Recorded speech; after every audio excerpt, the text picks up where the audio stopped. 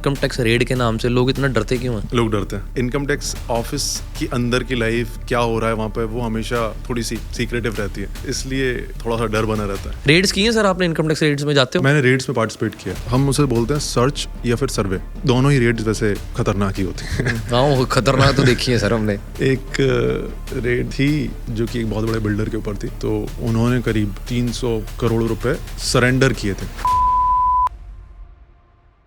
कि रेड में कौन कौन सी जगह जहाँ पर लोग पैसे छुपाते हैं, कागज छुपाते हैं, सोना छुपाते हैं, वो कौन सी होती हैं? जनरली तो ऐसा होता है जैसे मान लो कि पता चल गया, हल्का सा पहले पता चल गया उनको, मान लो 2 मिनट का भी टाइम है, डॉक्यूमेंट्स अगर ऐसे हैं जो कि एविडेंस के तौर पे साबित किए जा सकते हैं, वो डॉक्यूमेंट्स उठा के पानी की टंकी में डाल देते हैं। तो अभी ऐसा हुआ ना साउथ में, कहाँ पर जब एक पानीपुरी वाले के यहाँ रेड हुई और 40-50 लाख रुपए उसने साल का UPI ट्रांजेक्शन वगैरह मिला था। बाकी जो पानीपुरी समोसे वाले जिनके यहाँ जो रेड पड़ रही है वो बहुत बड़े बिजनेस वाले होते हैं। सर आपके पास इन्फॉर्मेशन जो लेके आता है उसको क्या मिलता है? जो आप लोग सोचते हैं ना कि कितनी परसेंटेज मिल जाती है, वही 50% मुझे मिल जाएगी, क्या इन्फॉर्मेशन जो लेकर आता उसको कुछ नहीं मिलता। मेरे पास एक कमेंट आया, बोलता कि मेरा एक दोस्त है वो अचानक से अमीर बन गया, मैं आपको उसकी इन्फॉर्मेशन देना चाहता हूँ। कैसा दोस्त? मैंने कि तुम जो हो ना दोस्त नहीं हो। पहले तुम देशभक्ति दिखा रहे हो लेकिन तुम पहले धोखेबाज इंसान हो।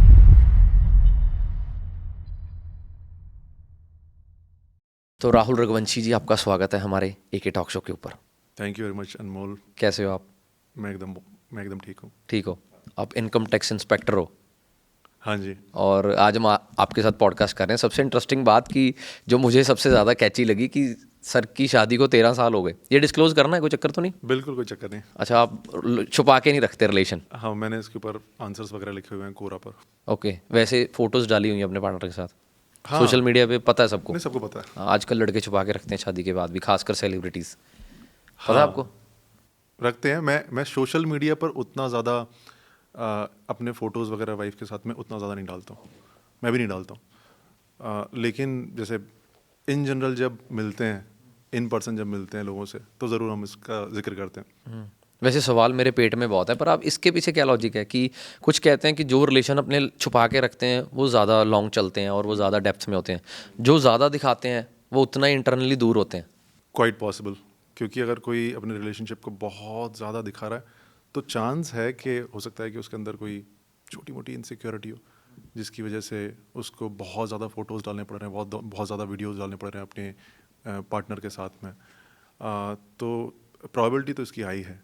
पर मेरा उल्टा है। मेरे को लगता है कि अगर आप अपने पार्टनर्स के साथ फ़ोटोज़ और सोशल मीडिया पे डाल रहे हो, खासकर when you are in celebrity things, तो बाकी जो लोग होते हैं उनको पता लग जाता है कि भाई ऑलरेडी प्यार में है, इनको अप्रोच ना ही करो। हाँ, इसके लिए मैंने अपने इंस्टाग्राम पर लिखा हुआ है, husband to a loving wife. वाह। और अपनी जो स्टोरी है मैं वो शेयर कर देता हूँ। मैं फ़ोटोज़ और वीडियोज़ जनरली बहुत ज़्यादा नहीं डालता, या फिर वाइफ के लिए कैप्शंस वगैरह वो सब नहीं डालता, लेकिन मैं हर जगह बताता ज़रूर हूँ। ये लिखा है, ये लिखा है आपने या लिखवाया गया है? ये देखो, इसमें थोड़ा सा पुश तो था, लेकिन मुझे ऐसी कोई प्रॉब्लम नहीं है इससे, क्योंकि हमारी बहुत पुरानी लव स्टोरी है, तो मुझे अच्छा ही लगता है इसमें। इनकम टैक्स इंस्पेक्टर की लव स्टोरी सुन लेते हैं फिर पहले, बाद में इनकम टैक्स की बात करते हैं। पहले यही बता दो पाजी, पहला पॉडकास्ट आपका?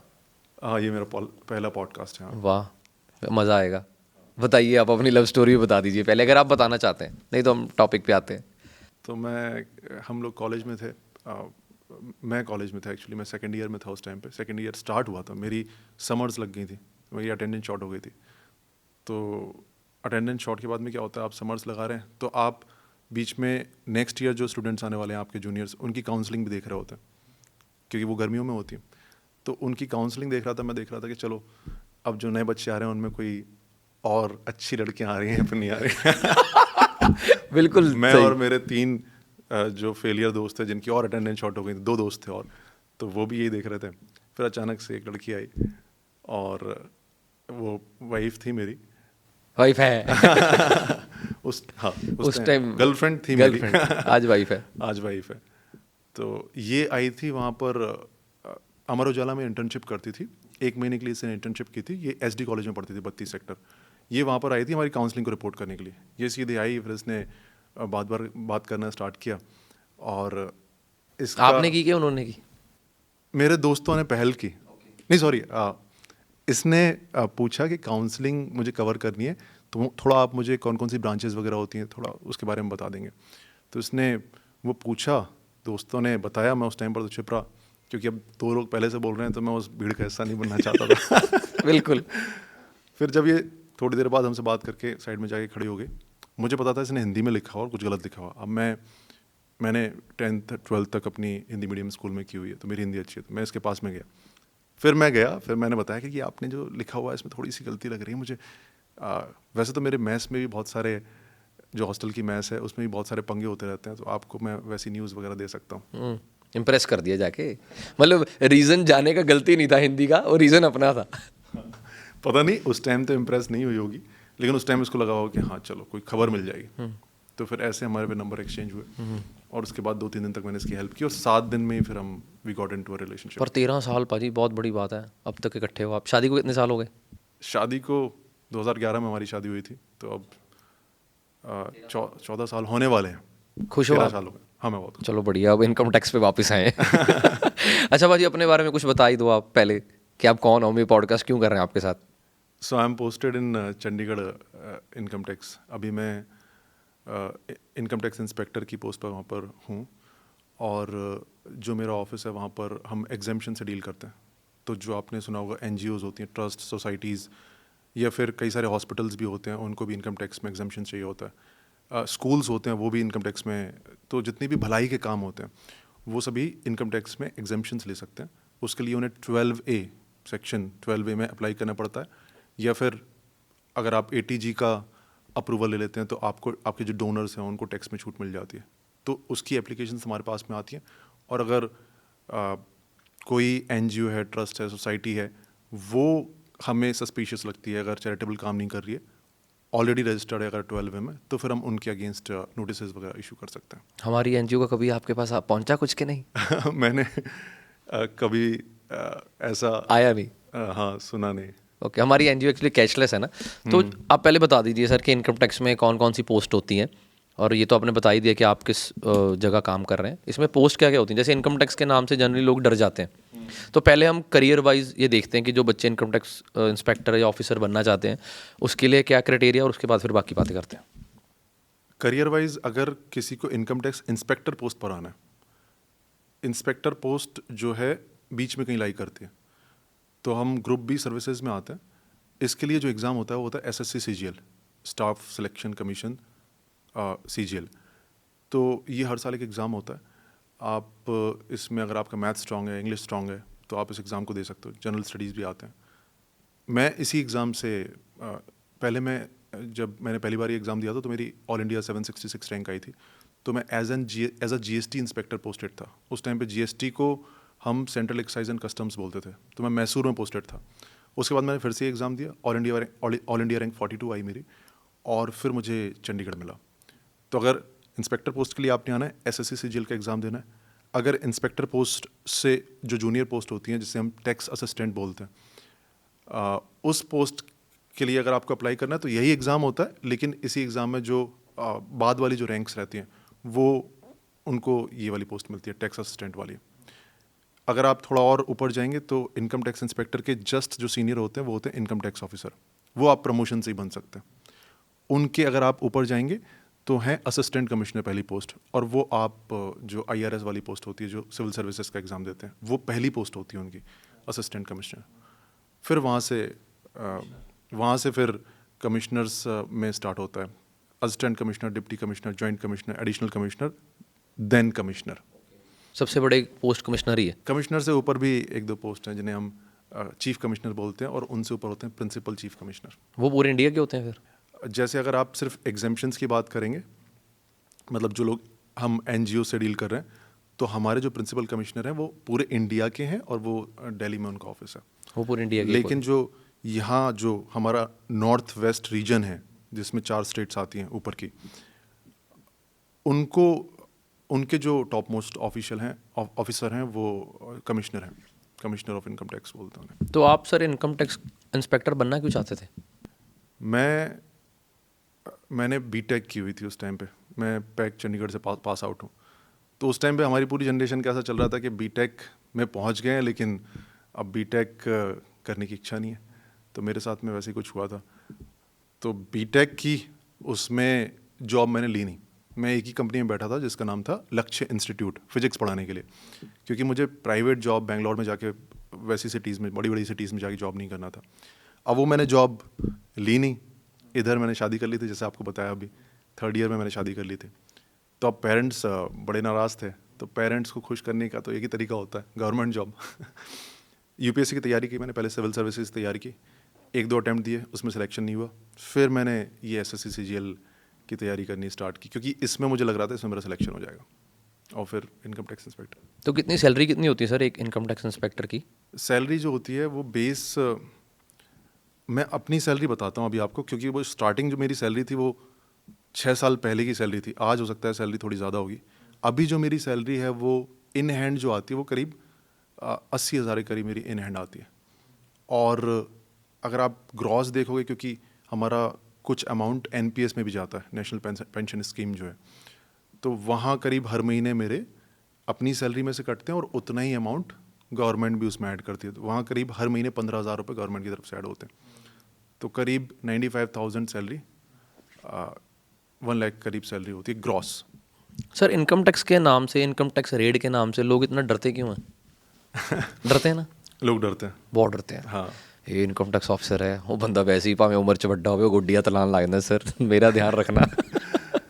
बचपन में मैं भी ऐसे ही सोचता था, क्योंकि जब मैं सुनता था कि वो सुनार गली में किसी के यहाँ इनकम टैक्स रेट पड़ गई, तो बचपन में छोटा था 7th-8th क्लास में, तो मैं सोचता था यार ये इनकम टैक्स वाले तो कहीं छुप के रहते हैं, मुझे नहीं पता इनका प्रॉपर ऑफिस होता होगा या फिर कुछ, ये छुप के रहते हैं और अचानक से आ जाते हैं, किसी की दुकान में घुस जाते हैं।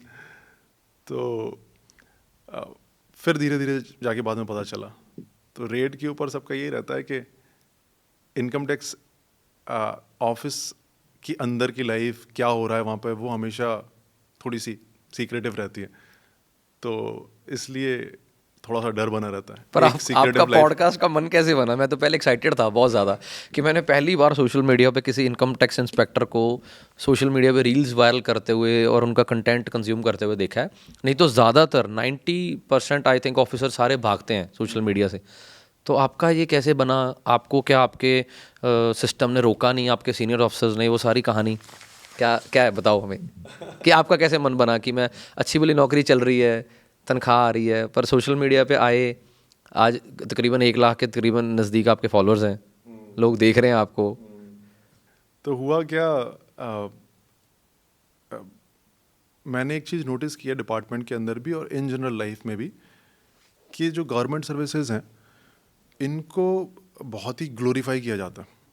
तो अब जितने भी एस्पायरेंट्स हैं जो गवर्नमेंट सर्विसेज की तैयारी कर रहे हैं, उनका हर रोज़ पढ़ाई करने का मोटिवेशन है कि मैं सर्विस में जाऊंगा, मेरी ऐसी धागड़ सी एंट्री होगी, ऐसे निकलूंगा, वैसे करूंगा, क्योंकि बस उनको वही दिखाया जा रहा है। क्या बात है सर। अब किसी भी चीज़ की अगर आपको पढ़ाई करनी है, तो मेरा ये मानना है कि अंदर जो काम है उस काम से मोटिवेशन आनी चाहिए। तो मैंने जब अपने रील्स बनाने स्टार्ट किए, डे 1 इनकम टैक्स खेलने का, आज हमारा पहला दिन, मेरा पर्पज़ ये था कि जितने भी लोग तैयारी कर रहे हैं उनको हर रोज़ का मेरा काम दिखे, थोड़ा थोड़ा हर रोज़ की मेरी लाइफ दिखे।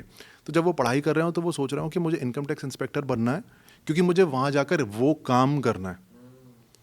अभी तो जब मैंने रील्स वगैरह बनाई हैं तो उसमें मैंने जो बताया वो थोड़ा सा कुछ अच्छा काम बताया, लेकिन मेरा प्लान ये भी था कि रोज़मर्रा के जो बोरिंग काम है वो ही बताऊँ मैं, जिससे उनके दिमाग में मोटिवेशन वहाँ से आए। तो जब ऐसे लोग डिपार्टमेंट में सेलेक्ट होंगे ना, या फिर ऐसे लोग कोई भी जॉब में सेलेक्ट होंगे, तो वो वहाँ काम करेंगे और काम करने में उनका दिल करेगा। अभी ऐसा होता नहीं है। तो ये मेरा पर्पस था, इसलिए मेरी रील्स में हमेशा 2 पार्ट्स में डिवाइड करता था।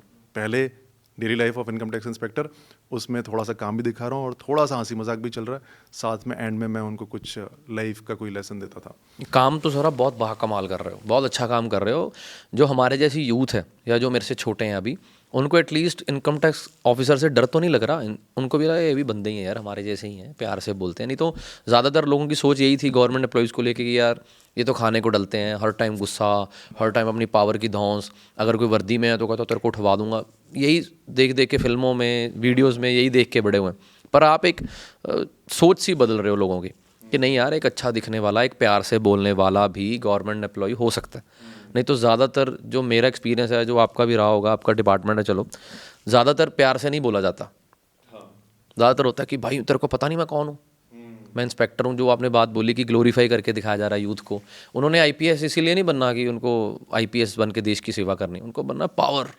या जो दूसरे थोड़े भोले हैं उनको चाहिए मैं देश की सेवा करूँगा आईपीएस बन के, है ना। इस पे आपका क्या ओपिनियन है? देखो, दोनों तरह के जो लोग हैं ना, दोनों तरह की सोच में दिक्कत है। पहला तो आप जानते हैं क्या सोच में दिक्कत है कि मैं जाऊंगा और फिर मैं बहुत पैसे कमाऊंगा, ये करूंगा वो करूंगा। पहली बात तो वो इंसान खुद भी खुश नहीं रह पाएगा, क्योंकि जब वो सोच के जा रहा है, मैं आपको सच्चाई बताता हूँ, चाहे वो पुलिस डिपार्टमेंट है या फिर कोई और डिपार्टमेंट है, जितना हम बाहर से ये सब सोच रहे होते हैं ना, पावर पैसा जो जनता सोच रही है, एग्जैक्टली ऐसा नहीं होता है। इसका बहुत कम, अगर किसी डिपार्टमेंट में होता होगा तो शायद बहुत कम होता होगा आज के सिनेरियो में, आपको बता रहा हूँ। तो जब ऐसा इंसान किसी आईपीएस या फिर पुलिस की किसी भी पोस्ट पर जाता है, वो वहाँ देखता है कि जो मैंने सोचा था वो तो है नहीं, तो अब वो इंसान ना वहाँ पर खुश है ना वहाँ पे वो काम कर पा रहा है। तो उस इंसान की वजह से काम भी नहीं हो रहा है, तो वो पूरा सिस्टम के लिए ना ठीक नहीं है। दूसरा जो आप बता रहे हैं कि वो गरीब लोग हैं और वो बोल के जाते हैं कि मुझे तो देश सेवा करनी है और ऐसा करना है वैसा करना है, मैं वहाँ पर बोलूँगा कि अगर आपके अंदर सच में देश सेवा का भाव है तो हो सकता है कि आपको वहाँ जाके फ़ायदा मिले। आप कुछ ना कुछ जब काम करोगे, लोगों की ज़िंदगी में चेंज लाओगे, आपको अच्छा लगे, आपको सेटिस्फेक्शन मिलेगी। लेकिन जनरली क्या होता है, लोग ऐसा सोचते हैं, सोचने के बाद में जब वो जॉब ज्वाइन करते हैं तो वो बहुत ज़्यादा प्रैक्टिकल हो जाते हैं। तो मैं तो ये कहूँगा कि शुरू में ही प्रैक्टिकल रहो आप, कि भाई ये जॉब है, इस जॉब में मुझे काम करना है, इस जॉब से मुझे सैलरी मिलती है, काम करने की मुझे सैलरी मिलती है, काम मैं करने के लिए जाता हूँ, वो जो काम है मुझे उस काम में हैप्पीनेस ढूंढनी है। अगर इसमें आपको रुतबा नहीं मिल रहा होगा, आपको पैसे नहीं मिल रहे होंगे, तब भी आप खुश रहोगे। इसमें अगर आप मान लो देश सेवा भी नहीं कर पा रहे, क्योंकि प्रैक्टिकली गवर्नमेंट जॉब में आप जाओ और आप बहुत बड़ा चेंज लेकर आओ, स्पेशली अगर आप लोअर पोस्ट पे हो, तो ये थोड़ा सा मुश्किल है। अब अगर कोई इंसान ऐसा बहुत सोच के आया है, जैसे मान लो कई सारे लोग होते हैं ना, अब दिल्ली के चीफ मिनिस्टर हैं, उन्होंने भी आईआरएस की जॉब छोड़ी हुई है, तो अब कोई ऐसा इंसान आ जाता है तो फिर वो परेशान हो जाएगा, क्योंकि वो देश सेवा जो चाहता है वो कर नहीं पा रहा। तो बेस्ट तरीका है कि आप प्रैक्टिकल सोच के जाओ कि एक जॉब करनी है, जॉब में कुछ काम होता है, उससे किसी का फ़ायदा होता है, किसी को अगर मैं वेलफेयर कर सकता हूँ तो मैं करूँगा, लेकिन जॉब करनी है, मुझे उस काम में हैप्पीनेस ढूंढनी है और वहाँ ईमानदारी रखनी है। और वहाँ ईमानदारी रखनी है। ईमानदारी तो सर मतलब आपको क्या लगता है कि हमारे डिपार्टमेंट में, चाहे वो आईएएस आईपीएस है या आपका डिपार्टमेंट है, करप्शन कितने % होगी ऑफिसर्स के बीच में? कितने %, कोई परसेंटेज होगा? अगर 100 बंदा डिपार्टमेंट में आपके काम कर रहा है तो कितने % ईमानदार इनकम होंगे? टैक्स में आपको बता सकता हूँ। इनकम टैक्स में, अच्छा पहली बात मैं आपको ये मत बोलना कि 100% ईमानदार है मुझे अपने दोस्तों के नाम लेने पड़ जाएंगे इनकम टैक्स में आपको इसलिए बता सकता हूँ कि मैं वहाँ काम करता हूँ। और अच्छा, मैं आपको पहले ही बता दूँ कि जैसे हम ये पॉडकास्ट कर रहे हैं तो मैं अपने डिपार्टमेंट को यहाँ रिप्रेजेंट नहीं कर रहा हूँ। मैं वहाँ काम करता हूँ, मेरा वहाँ पे अपना खुद का पर्सनल एक्सपीरियंस है, खुद के पर्सनल व्यूज़ हैं। क्योंकि कई बार ऐसा होता है कि पॉडकास्ट हम कर रहे हैं तो ऐसा लगता है जैसे ये बंदा डिपार्टमेंट से आ रहा है और ये बंदा बोल रहा है कि हम ऐसा करते हैं, इसका मतलब ये सबको रिप्रेजेंट कर रहा है। ना मैं अपने सीनियर्स को रिप्रेजेंट कर रहा हूँ, ना मैं डिपार्टमेंट को रिप्रेजेंट कर रहा हूँ, अपना पर्सनल एक्सपीरियंस है ना, क्योंकि पर्सनल एक्सपीरियंस से लोग सीख सकते हैं। तो इनकम टैक्स डिपार्टमेंट में आपको बता सकता हूँ, जो मैंने देखा है, बाहर जो लोग हैं वो ये सोचते हैं कि ये लोग 100% करप्ट हैं अंदर जो रियलिटी है वो ये है, ये मैं एस्पायरेंट्स के लिए बता रहा हूँ और बाहर के लोगों के लिए बता रहा हूँ। देयर आर चांसेस के 10% सीट्स जो हैं या फिर 5% सीट्स जो हैं वहाँ पर कुछ ना कुछ चल रहा होगा, लेकिन 90% सीट्स पे अब आप इसको किसी भी तरीके से समझ लो कि जो रिसेंट चेंजेस गवर्नमेंट ने किए हैं उसकी वजह से, या फिर शायद स्ट्रिक्टनेस ज़्यादा हो गई है उसकी वजह से, सिस्टमेटिक चेंजेस मान लो या फिर टेक्नोलॉजिकल चेंजेस मान लो, उसकी वजह से कम हुआ है, कम डेफिनेटली हुआ है। और तो 90% लोग आई वुड से कि उसमें इंडल्ज नहीं है, करप्शन नहीं कर पाएंगे, इंडल्ज नहीं है, कर नहीं पा रहे हैं। और जैसे जैसे नई जनरेशन आ रही है वैसे वैसे लोग ज़्यादा इंडल्ज होना भी नहीं चाहते। पर मेरे को लगता है इट गोज़ बोथ फेस। मैंने यंग जनरेशन में बहुत यंग ऑफिसर्स बहुत करप्ट भी देखे हैं, बहुत ईमानदार भी देखे हैं, तो ये डिस्कशन ज़्यादा लंबी हो जाएगी सर और आपको पॉडकास्ट के लिए सर क्या परमिशन लेनी पड़ती है फिर डिपार्टमेंट से? क्योंकि बहुत ऑफिसर्स पॉडकास्ट खुद की मर्ज़ी से नहीं करते या उनको डिपार्टमेंट की तरफ से परमिशन नहीं मिलती। जैसे वर्दी में पॉडकास्ट अलाउड नहीं है, आर्मी में आप यूनिफॉर्म में पॉडकास्ट नहीं कर सकते। बहुत सारे जो गवर्नमेंट ऑफिशियल्स हैं, कुछ तो जो खुद ही करप्ट हैं, वो तो यहाँ पर आके क्या ज्ञान देंगे कि ईमानदारी से काम करो। ये भी बहुत बड़ी बात है। होते होंगे कुछ इंटरव्यूज़ में कहते हैं आके कि ईमानदारी से काम करो, और मेरे को पता होता है कि ऑफ कैमरा भाई तू नहीं अभी 50 लाख की डील मारी है। नहीं, मैंने ऐसे पॉडकास्ट के लिए परमिशन, ऑनलाइन कोई भी अपीयरेंस आपकी होती है उसके लिए आपको परमिशन लेनी होती है। प्रैक्टिकल नहीं हो पाता परमिशन लेना, क्योंकि सिस्टम अंदर थोड़ा सा कॉम्प्लेक्स है। आप परमिशन के लिए लेटर लिखोगे, हो सकता है कि आपके सीनियर उस टाइम पे छुट्टी हैं, पॉडकास्ट अभी आपको करना है, या फिर वो एप्लीकेशन आप लिखोगे कितने टाइम में अप्रूव होती है, क्या होता है। जनरली सीनियर्स रिस्क नहीं लेना चाहते हैं, बहुत सारी चीज़ें होती हैं। बहुत चांसेस हैं कि आपको रिजेक्शन मिल जाएगी। हाँ, बहुत चांसेस हैं कि आपको रिजेक्शन मिल जाए। इसमें ऐसा रहता है कि अगर कोई भी अपनी ऑनलाइन अपीयरेंस दे रहा है, हो सकता है कि वो परमिशन लेकर आया हो। बाय रूल उसको परमिशन लेकर ही आना है, उसके ऊपर एक्शन हो सकता है, डिसिप्लिनरी एक्शन, डिसिप्लिनरी जो प्रोसीडिंग्स हैं वो इनिशिएट हो सकते हैं। इवन अगर आप इंस्टाग्राम पर कोई वीडियोस वगैरह बनाते हो तो उसके लिए भी आपको परमिशन लेकर ही करना होता है। बट मैंने तो परमिशन नहीं ली हुई है, तो थोड़ा सा रिस्क पे चलता है। अच्छा सर, एक सच सच जवाब दो बात का कि आपके कितने ऑफिसर्स ने आज तक बुला के आपको अप्रिशिएट किया? आपकी रील्स देखकर, देखी तो होंगी क्योंकि आप वायरल हो रहे हो, तो कितने ऑफिसर्स ने बुला के आपको अप्रिशिएट किया कि शाबाश यार, हमें तो इतने साल हो गए डिपार्टमेंट में, हम वो नहीं कर पा रहे जो आप कर पा रहे हो? कितने ऑफिसर्स होंगे? आई थिंक जितने मेरे आसपास के जितने भी लोग हैं, जितना मैं जानता हूँ, सभी लोगों ने मुझे not officially but personally appreciate किया है, या तो न्यूट्रल अप्रोच रखा है या फिर मुझे अप्रिशिएट किया है। लेकिन अभी जैसे मैंने एक वीडियो भी मैंने यूट्यूब पर डाली हुई है जिसमें मैंने बताया हुआ था कि मेरे अगेंस्ट भी नोटिस इशू हो गया था। क्यों? जब मैं यूट्यूब पर मैं वीडियोस बना रहा था, क्योंकि मैंने कुछ वीडियोस में, अब मेरे वीडियोस ऐसे होते हैं जिसमें मैं एग्जांपल से समझा रहा होता हूँ, उसमें मैं केसेस वगैरह का नाम नहीं ले रहा होता, एग्जांपल से समझाता हूँ। मैं पूरी ध्यान रखता हूँ कि कोई भी डिपार्टमेंट की जो रूल्स के अगेंस्ट ना जाए हम। हाँ, रूल्स के अगेंस्ट ना जाए, या फिर ऐसा ना लगे कॉन्फिडेंशियल इन्फॉर्मेशन कोई शेयर कर दिए। लेकिन जनता को जो है ना बाहर, उनको ऐसा लगता है क्योंकि इनकम टैक्स डिपार्टमेंट हमेशा सीक्रेटिव रहा है, तो उनको ऐसा लगता है जैसे पता नहीं क्या बता दिया उनको। जैसे अगर मैंने यही बोल दिया कि नहीं यहाँ पर 10 करोड़ मैंने अमाउंट जो है ना कोट कर दिया, तो उनके दिमाग में लगता है जैसे पता नहीं क्या मैंने कॉन्फिडेंशियल इन्फॉर्मेशन शेयर कर दिया। तो उस वजह से क्या है, जो सीनियर्स लोग होते हैं वो रिस्क नहीं लेना चाहते। वो कोशिश करते हैं कि तुम ऐसा मत करो, तुम कोशिश करो कि तुम एस्पायरेंट्स के लिए बना दो तुम। तो फिर आपने कुछ चेंज किया अपने वीडियो बनाने में कि वैसे ही चल रहा रिसेंटली जो मैं वीडियोस बना रहा हूँ, मैं अपने ऑफिस से नहीं बना रहा हूँ, है? घर से बना रहे हो? हाँ, मैं अपने घर से बना रहा हूँ, और मैं कोशिश कर रहा हूँ कि एस्पायरेंट्स के स्पेसिफिक बनाऊँ। उनको डायरेक्टली जो गाइडेंस मैं दे सकता हूँ वो मैं दूँ। क्योंकि एक तो देखो, अगर ऑफिस में अगर मैं वीडियो रिकॉर्ड कर रहा हूँ तो उस पर तो डायरेक्टली कोई ना कोई ऑब्जेक्ट कर ही सकता है। अरे लोग बोलेंगे कि भाई काम कब करोगे जब वीडियोज़ ही बनाओगे? आप भी इन्फ्लुएंसर बन गए हो। लोगों को पता नहीं होता कि वीडियो रिकॉर्ड करने में सिर्फ 5 मिनट लगते हैं, उसके पीछे वॉइस ओवर देना, उसके पीछे एडिटिंग करना, ये सब चीज़ें आप ऑफिस में नहीं कर सकते। 100% कोई टीम होगी सर की, वाइफ है, अच्छा, मतलब एक्चुअली लोगों की आदत है सर जज करना। उनको हर चीज़ में कुछ ना कुछ बुरा निकालना है। उनको ये भी बर्दाश्त नहीं है कि अगर एक इनकम टैक्स ऑफिसर, एक इनकम टैक्स इंस्पेक्टर अच्छे कपड़े डाल रहा है, उसको लगता है 2 नंबर की कमाई है। अच्छा, अच्छी गाड़ी ले रहा है, 2 नंबर की कमाई है। भाई तुम ही हो साथ दुनिया में, बाकी सब चोर हैं। हाँ, मेरे एक वीडियो के नीचे एक कमेंट आया था जिसमें मैंने कैल्विन क्लीन की एक जैकेट पहनी हुई है, उसमें उन्होंने लिखा कुछ, तो उन्होंने लंबा सा लिखा हुआ था। तो उस कैल्विन क्लीन की जैकेट के पीछे स्टोरी बताता हूँ।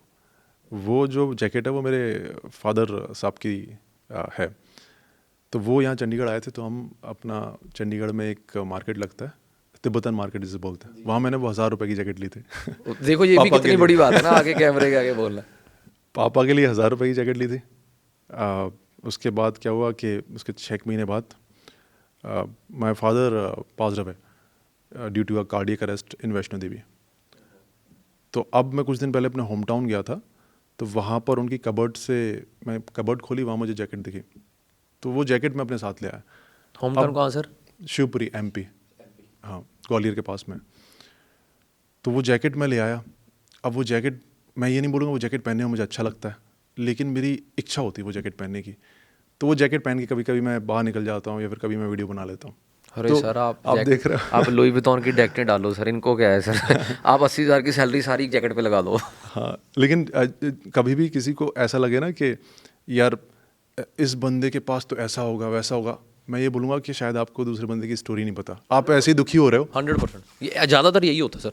ज़्यादातर लोगों को क्या है, लोग दुखी हैं नो डाउट, जो कमेंट कर रहा है इतना दर्द भरा, वो दुखी है अंदर से, कोई भी प्रॉब्लम हो सकती है उसकी फाइनेंशियली, फैमिली, पर वो अपना दुख सेटिस्फाई हो रहा है। जैसे हम सैडिज्म वर्ड नहीं है सर कि दूसरों को दुख दे के और दूसरों को दुखी देखना हमें अच्छा लगने लग गया, तो उनको अच्छा लगता है। जैसे जब मैंने आपकी वीडियो देखी तो मैंने ये नहीं सोचा कि यार इनकम टैक्स ऑफिसर है, इनकम टैक्स इंस्पेक्टर है, तो मेरे को था यार मतलब जिगरा कर दिया बंदे ने, मतलब है ना, आउट ऑफ द बॉक्स कुछ लेके आया है। क्योंकि सोशल मीडिया पे अपीयरेंस देनी, आपको लोगों के साथ इंडल्ज करना, तो उसके साथ साथ आप करप्शन नहीं कर सकते। मेरे को लगता है करप्शन के लिए आपको बिल्कुल गुप्त रहना, आपकी फ़ोटो कहीं कुछ नहीं होनी चाहिए, कोई पब्लिक अपीयरेंस नहीं होनी चाहिए।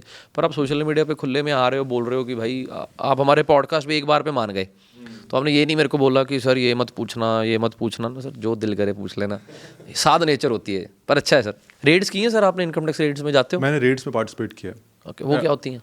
ऐसा होता है कि हमारे डिपार्टमेंट में रेड का जो हम उसे बोलते हैं सर्च या फिर सर्वे।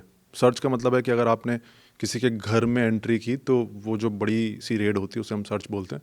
सर्वे मतलब अगर आप किसी की दुकान के ऊपर जा रहे हो। दोनों ही रेड्स वैसे खतरनाक ही होती हैं। हाँ वो खतरनाक तो देखी है सर हमने। तो डिपार्टमेंट में रेड के लिए एक अलग विंग है जिसे बोलते हैं इन्वेस्टिगेशन विंग। उस विंग में सिर्फ रेड्स प्लान होती हैं, रेड्स होती हैं, और रेड के बाद जो भी प्रोसीडिंग्स चलती हैं वो उस विंग में चलती हैं। तो उस विंग में मैं कभी नहीं रहा, और मैंने पार्टिसिपेट कैसे किया, अब उस विंग में अगर कोई रेड प्लान करते हैं वो, तो वो हो सकता है 4 ही लोग प्लान कर रहे हो, है ना, लेकिन 4 लोग रेड नहीं कर सकते, तो बाकी विंग्स से हम सभी लोग बुलाए जाते हैं। पता नहीं होता कि कहाँ जाना है कहाँ नहीं। हाँ, बहुत ही सीक्रेट, बहुत ज़्यादा सीक्रेटिव होता है। तो क्या होता है हमारे साथ में कि जैसे आज ऑफिस में बैठे हुए हैं और अचानक से एक लेटर आया, शाम को ही आता है ये वाला लेटर, और उस पर ऐसा कुछ लिखा होता है कि you have been deputed, you have been appointed for a secret duty, और 2-3 दिन के कपड़े पैक करके आना। आप कहाँ पर आना है बस वो बता देते हैं। कहाँ पर मतलब इकट्ठे कहाँ पर होना? रेड, हाँ, रेड वाली जगह पर नहीं, वहाँ कुछ नहीं लिखा होता, बस हमें पता होता है। उस लेटर से हम समझ जाते हैं कि शायद हमारी सर्च या फिर सर्वे की ड्यूटी लग गई है। फिर हम वहाँ जाते हैं, उस जगह पर हम जनरली 1 रात पहले पहुँच जाते हैं। तो देश में कहीं भी हो सकती है? अपना जो चंडीगढ़ वाला ऑफिस है वहाँ पर हम जो रेड्स में पार्टिसिपेट करते हैं वो ऊपर वाली जो 4 स्टेट्स हैं बस उनमें ही करते हैं। फिर दूसरा जोन है वो अपनी पार्टिसिपेट करेगा, अपने जो रेड्स हैं वो प्लान करेगा, उनमें हम जनरली नहीं जाते। तो आज तक कितनी रेड्स का आप हिस्सा रहे हो सर? मैं ज़्यादा रेड्स का नहीं रहा हूँ, मैं मान लो कि आप 6-7 रेड्स का हिस्सा रहा हूँ। तो सबसे ज़्यादा अमाउंट किस रेड में पकड़ी गई थी? एक रेड थी जो कि एक बहुत बड़े बिल्डर के ऊपर थी, बिल्डर कंस्ट्रक्टर जो कि कॉलोनी वगैरह काटते हैं बड़ी, तो उन्होंने करीब कुछ 300 करोड़ रुपए सरेंडर किए थे। Fuck man. सरेंडर का मतलब ऐसा ये मतलब नहीं होता, सरेंडर का मतलब कि ये भाई लो सरेंडर का मतलब कैश पकड़ा गया था इतना? नहीं, कैश नहीं पकड़ा गया था। सरेंडर का मतलब ये है कि पहले एक सिस्टम होता था जिसमें वो ये खुद मान लेते थे आपकी रेड चल रही है, रेड में उनको खुद ऐसा लग रहा है कि यार बहुत सारी चीज़ें मेरी पता लगती जा रही हैं, तो उनके पास एक ऑप्शन होता था कि वो खुद बोल रहे हैं कि मैं खुद मान लेता हूँ कि 300 करोड़ रुपए पिछले साल मैंने छुपाए हैं, ये मेरी इनकम मान लो आप। तो अब डिपार्टमेंट के पास उस टाइम पे ये रहता था कि इसको क्या मान सकते हैं हम। तो अगर ऐसा लग रहा है कि हाँ इसने एक ठीक अमाउंट खुद ही मान लिया तो उसे सरेंडर बोलते थे। तो उस पर फिर कितना टैक्स देना पड़ता था उसको, और उसको आप छोड़ देते हो? उसमें बहुत ज़्यादा टैक्स देना पड़ता है, मतलब इट इज़ 50%? नहीं, more than 50%। Oh my God. More than 60%। ओ तेरी। It is almost gone case. Cash कितना देखा सर आपने आज तक सबसे ज़्यादा? नहीं, मैंने कैश नहीं देखा है। एक रेड हुई थी जिसमें मैं नहीं गया था। तो होता क्या है कि अगर बाकी लोग रेड्स पे जाते हैं तो फिर वो अपनी कुछ कहानियाँ बताते हैं। तो एक रेड हुई थी जिसमें जो खबरी था उसने बताया था कि इनके सीढ़ियों के नीचे एक जगह है जहाँ पर कैश मिलेगा आपको। तो जब वो सीढ़ियों के नीचे की जगह तोड़ी तब वहाँ पर जाकर कैश मिला। अब एग्जैक्टली मुझे नहीं पता कितना अमाउंट था, लेकिन ऐसा भी होता है। तो कैसी कैसी सर, कहाँ कहाँ रेड पड़ती है, मतलब कहाँ कहाँ नहीं, कि रेड में कौन कौन सी जगह जहाँ पर लोग पैसे छुपाते हैं या कागज़ छुपाते हैं, सोना छुपाते हैं, वो कौन सी होती हैं? जनरली तो ऐसा होता है, जैसे ही मान लो कि पता चल गया, जैसे आपने एंटर किया, अब आपकी एक टीम उनके घर पे गई है, 25 और टीमें होंगी जो उनकी 25 और ठिकानों पे जाएंगी, तो अंदर एक बंदा जैसे ही दिख जाएंगे इनकम टैक्स वाले, सबसे पहले तो वो फ़ोन उठाएगा और सबको बताएगा। तो फिर किसी जगह उसने बता दिया और हल्का सा पहले पता चल गया उनको, मान लो 2 मिनट का भी टाइम है, तो 2 मिनट के टाइम में वो क्या करेंगे, अपना सारा जो सामान है, जो भी उनको लगता है, तो कई बार ऐसा होता है कि वो बंदा उठा के छत पे जाता है, छत से नीचे फेंक देता है। कई बार ऐसा होता है कि वो अपना जो कैश वगैरह या फिर अपनी ज्वेलरी वगैरह या फिर अपने स्पेशली डॉक्यूमेंट्स वगैरह, कैश ज्वेलरी वगैरह तो वापस मिल जाएंगे, डॉक्यूमेंट्स अगर ऐसे हैं जो कि एविडेंस के तौर पे साबित किए जा सकते हैं कि इतना टैक्स चोरी हुआ है, वो डॉक्यूमेंट्स उठा के पानी की टंकी में डाल देते हैं। तो सर कई बार रेड को गलत भी हुई है आपकी, जैसे कोई इन्फॉर्मेशन गलत हो गई हो? जनरली नहीं होता इन्फॉर्मेशन गलत, अगर रेड प्लान हुई है तो वो इन्फॉर्मेशन पक्की पर ही होती है, क्योंकि आप सोचो कि डिपार्टमेंट के 100 ऑफिसर्स, 100 पुलिस वाले ये कहीं पर जा रहे हैं, डिपार्टमेंट की रिस्पेक्ट उस पर लगी हुई है, you will have to justify that अगर आप कहीं पर जा रहे हो। और रेड्स ऐसा नहीं है कि आपने सोचा कि चलो रेड करने के लिए चलते हैं, उसके यहाँ रेड कर लिए, आपको परमिशंस लेनी पड़ेंगी। परमिशंस भी तभी मिलेंगी जब बात में कुछ दम होगी, फिर उसके बाद में रेड ऐसा नहीं है कि पहले दिन में ही हो गई, आपने सोचा, किसी ने बोला और आप वहाँ पर चले गए, फिर उसके 2 महीने पहले से, 1 महीने पहले से रैकी चलेगी, जगह के आसपास जाएंगे।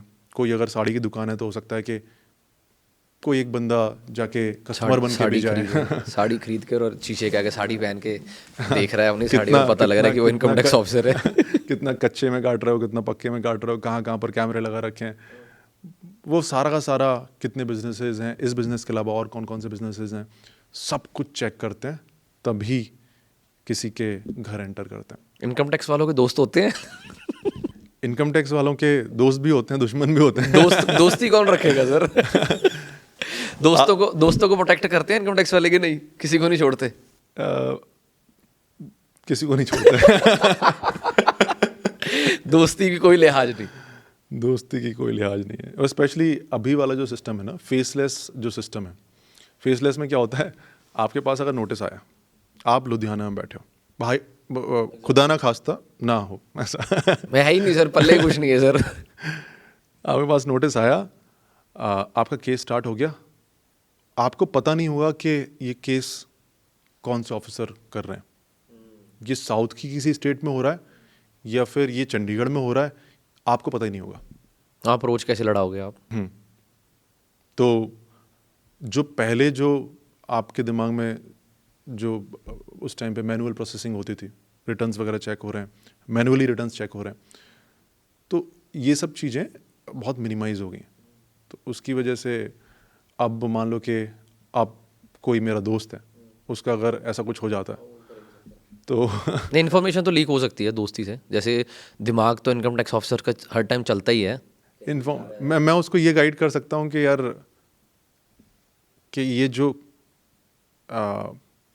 तुम काम कर रहे हो, इसको इस तरह से करो कि ये लेजिटिमेट हो, कि तुम्हारा इनकम टैक्स उतना ना लगे, मतलब जैसे हम बोल सकते हैं टैक्स प्लानिंग, लेकिन मैं उसे टैक्स अवॉइडेंस नहीं, मैं उसमें वो नहीं कर पाऊंगा। और ना ही जब उसका केस लग गया तो फिर मतलब this is next to impossible now. Raid से कैसे बचा जा सकता है? रेट से कैसे बचा? टैक्स भर के। सिंपल आंसर भाई, टैक्स भरो। टैक्स भरो। तो सर आप हमें बताएं कि कुछ स्पेसिफिक इनकम टैक्स वालों की निगाहों में इनकम टैक्स वालों की नज़रों में कोई ऐसा केस होता है जो स्पेसिफिक बिजनेस होता है?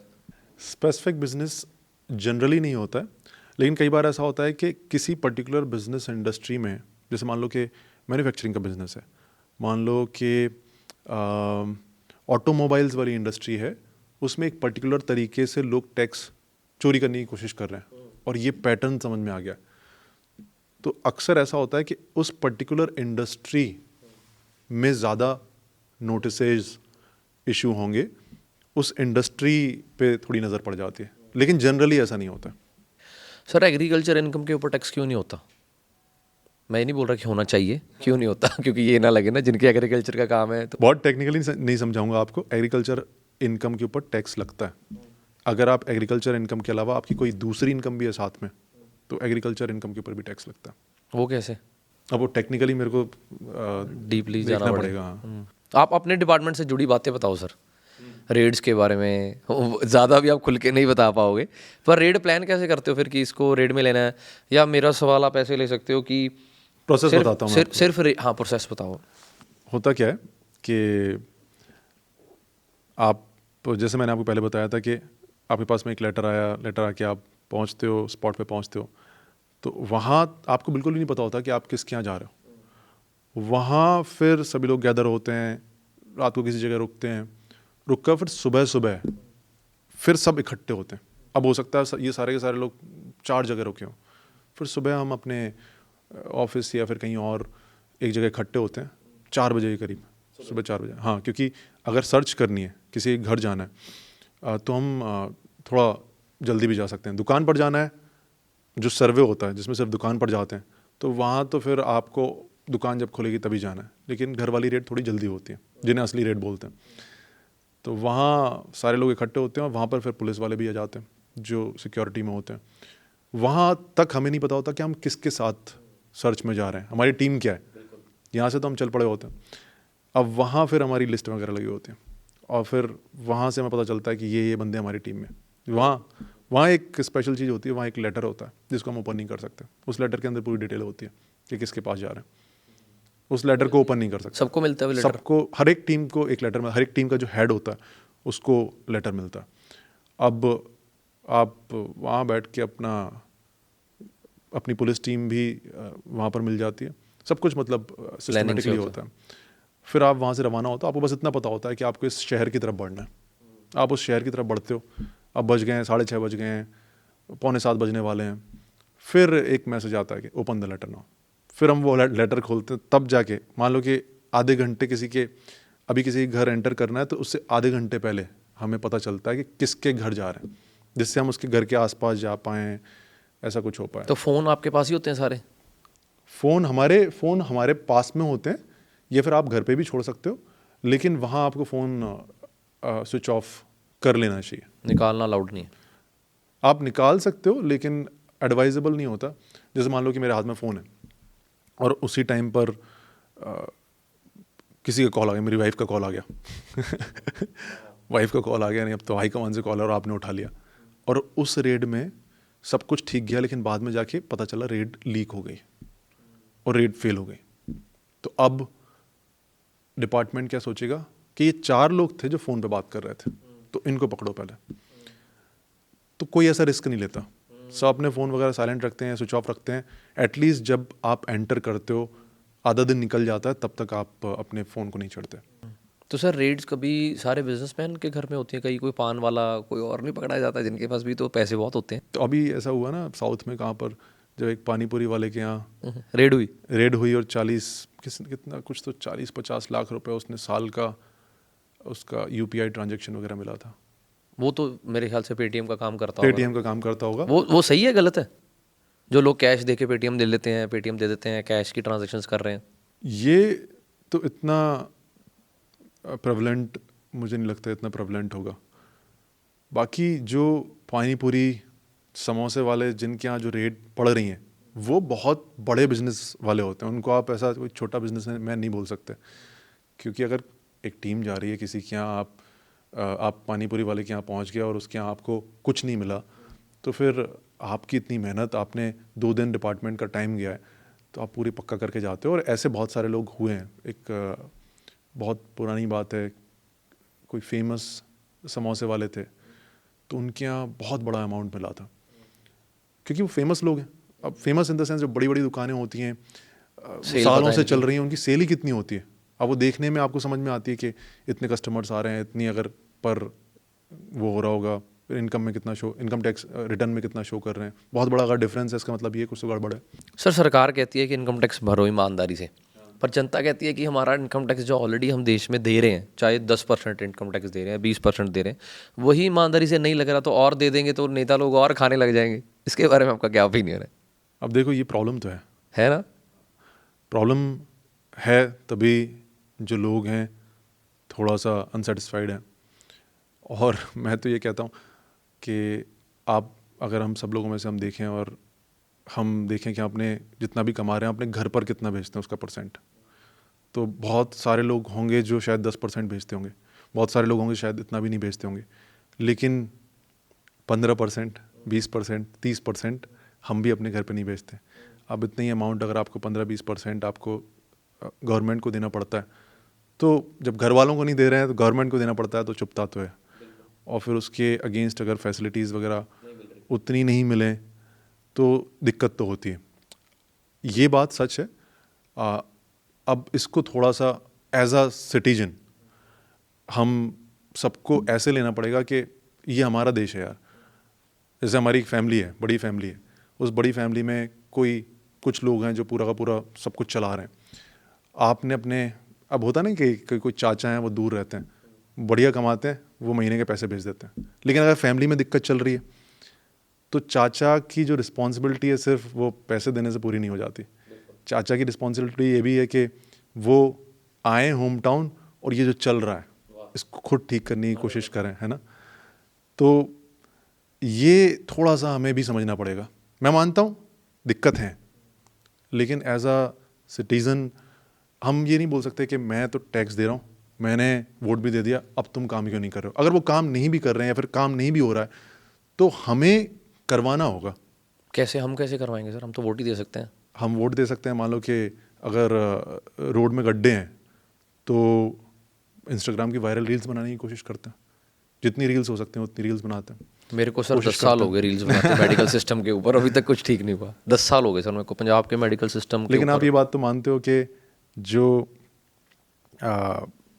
कोई अगर पावर में है और वो कुछ काम कर रहा है तो उसकी वो एब्सोल्यूट पावर नहीं है। 100%। अल्टीमेटली उसको जनता के पास में जाना है वोट मांगने के लिए, जनता के ऊपर ही टिका हुआ है वो इंसान।